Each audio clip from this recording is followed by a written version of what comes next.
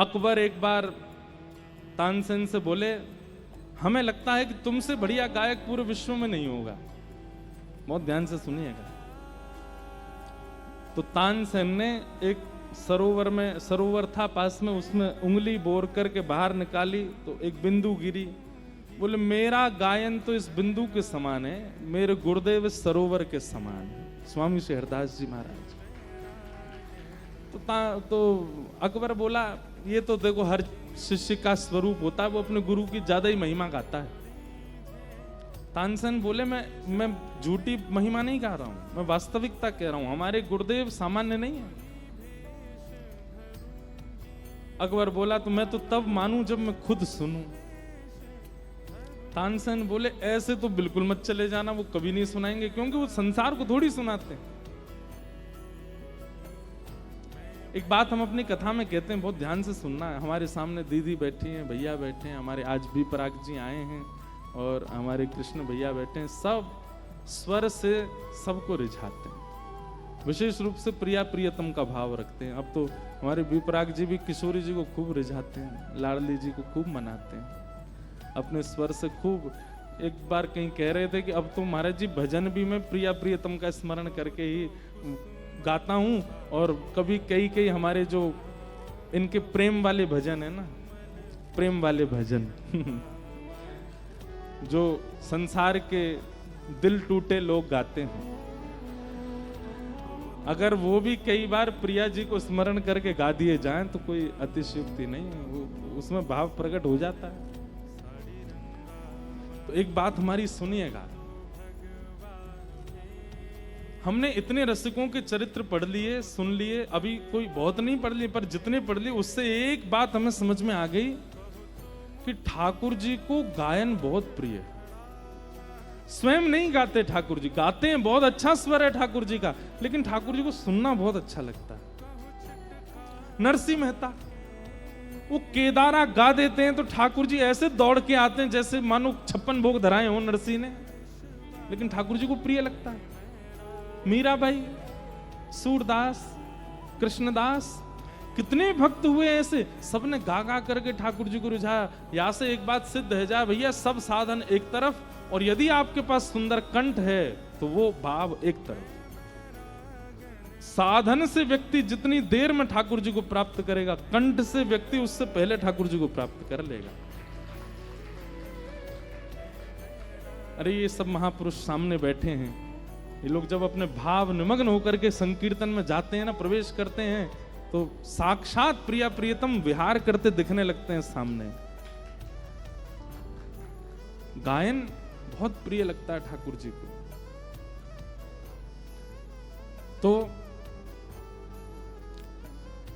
तानसेन बोला, ऐसे तो बिल्कुल मत जाना, क्योंकि हमारे गुरुदेव भगवान जो हैं वो तो प्रिया प्रियतम को रिझाने के लिए गाते हैं, राजा फारा इनको नहीं सुनाते। वो संसार का व्यक्ति चाहे पूरी संपत्ति चरणों में धर दे, तो हमारे गुरुजी एक स्वर नहीं लगाएंगे। तो अकबर बोला, तो हमको क्या करना पड़ेगा? बोले, हमारे सेवक बन के चलो, हम अपने गुरुजी को प्रणाम करने जाएंगे, तुम हमारे दास, तंबूरा उठा करके चलो संग में। लेकिन अकबर सुनने का इतना राजी था, वो मान गया, बोले मैं दास बन के चलूंगा, पर अपने गुरुजी को सुनवाओ। तो तंबूरा उठा करके सेवक बन करके तानसेन का बादशाह अकबर वृंदावन आया। रूप बदल करके फटे पुराने से कपड़े पहन के तंबूरा उठा रखा है, जी हजूर करता चल रहा है तानसेन को। क्यों? स्वामी जी को सुनना है। निधिवन राज में जैसे गए, श्री कुंज बिहारी लाल जी की सेवा चल रही है, स्वामी जी महाराज सेवा कर रहे हैं। तानसेन को आते देख स्वामी जी बोले, बैठो, सेवा चल रही है, ठाकुर जी कुछ गाओ, सुनाओ।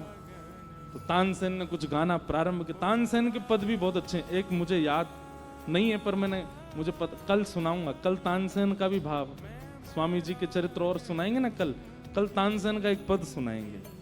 इतना सुंदर पद गाया प्रिया प्रियतम की स्वरूप माधुरी का। तानसेन गाने लगा, लेकिन उसने कहा कि पीछे बादशाह खड़ा है, इसको सुनना है गुरुजी को। तो स्पष्ट तो कह नहीं सकते कि गुरुदेव को सुना दीजिए, इतना संकोच करता है तानसेन। और ये संकोच मैं कथा में कहा करता हूं, हर शिष्य को चाहिए अपने गुरुदेव के प्रति संकोच किया करे।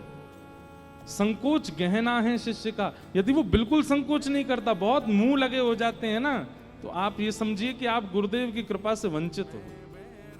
थोड़ा संकोच कीजिए, थोड़ा झुक के रहिए, थोड़ा पीछे रहिए, हर बात स्पष्ट मत बोल दीजिए। ये सब गुरु कृपा का स्वरूप है।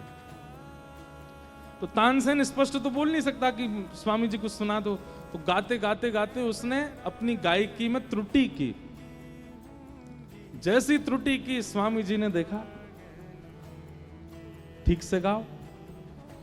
तानसेन बोला, गुरुदेव मुझे मेरा रियाज बिगड़ गया, आप ठीक करवा दीजिए। स्वामी जी समझ गए, बोले हम सब जानते हैं तुम हमसे सुनना चाहते हो, लेकिन ये त्रुटि करके और हमसे बस कर, मैं त्रुटि करूं तो गुरुजी गाएंगे। कैसा संकोच है तानसेन का, इसीलिए तो स्वामी जी का शिष्य बना। स्वामी जी बोले लाओ हम गाते हैं। तानपुरा लेकर के तानसेन बैठा है, पीछे अकबर बादशाह तंबूरा लिए स्वर दे रहा है उसमें। जैसे ही स्वामी जी ने गाना प्रारंभ किया, वृक्ष वल्लरियां मानो जैसे चैतन्य होकर के झूमने लगे। आकाश में चिलचिलाती धूप थी, पर मानो जैसे बादल आकर के सुंदर वातावरण बना दिया। सुंदर ब्यार बहने लगी, वायु में चंदन की सुगंधी आने लगी, कण झंकृत होने लगे। जहां जहां तक दृष्टि जा रही है वन में, मानो जैसे हिंसक जीव बाहर निकल करके कान ऊपर करके सब सुन रहे हैं। और ये सब तो था ही, वहां बैठे हर व्यक्ति के नेत्र बंद हो गए, सबके चित्त में कुंज बिहारी लाल प्रकट हो गए। ऐसा स्वर, केवल स्वर लगाया था। तानसेन पहले ही बोल के आया था अकबर को, बोले कुछ भी करना वाह वाह मत कर देना, तुम स्वर सुनते ही वाह वाह करते हो। अच्छा जैसे ही सुन लेते हो तुम्हारे मुंह से निकल आती वाह वाह वाह। गुरुजी के सामने कर दिया, तंबूरा से ही मारेंगे तुमको। अकबर बोला नहीं बोलूंगा, लेकिन स्वामी जी का स्वर सुनते ही वो तो मंत्रमुग्ध, वो भूल गया कि मैं सेवक बन के आया हूं। वाह वाह। तानसेन बोले दाढ़ी को पिटेगा अभी बादशाह। इतने में स्वामी जी बोले कौन बोला वाह? हुजूर हुजूर हुजूर। ये कौन है? इसके स्वर से पता चल रहा था कि ये कोई राजा है। कौन है ये? तानसेन ने चरण पकड़े, बोले महाराज जी हिंदुस्तान का बादशाह बना हुआ अकबर है। बोले तो ये कहा ये तंबूरा पकड़ के चले तेरो?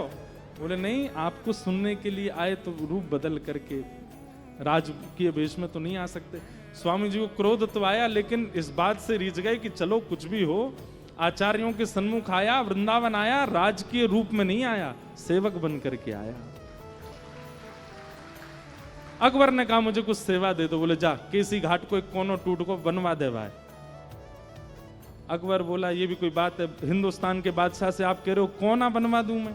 अरे आप ये कहते घाट बनवा दे, वृंदावन बनवा दे, आप कह रहे हो कोना बनवा दे। बोले पहले कोनो बनवा दे, फिर वृंदावन की बात करियो, जा। अकबर गया महाराज कोना देखने, तो एक सिड्डी का इतना सा कोना टूटा पड़ा। बोले इसके लिए स्वामी जी ने आज्ञा की इसको बनवा दो। तानसेन से बोला अकबर मुझे ऐसा लग रहा है जैसे मेरी तौहीन हो रही है। अरे ये कोई बनवा, ये बनवाऊंगा मैं? बोले पहले इसको तो बनवा दो, स्वामी जी की आज्ञा। कहते हैं आदि से ज्यादा संपत्ति लग गई, लेकिन वृंदावन का टूटा हुआ एक कोना नहीं बन पा रहा अकबर।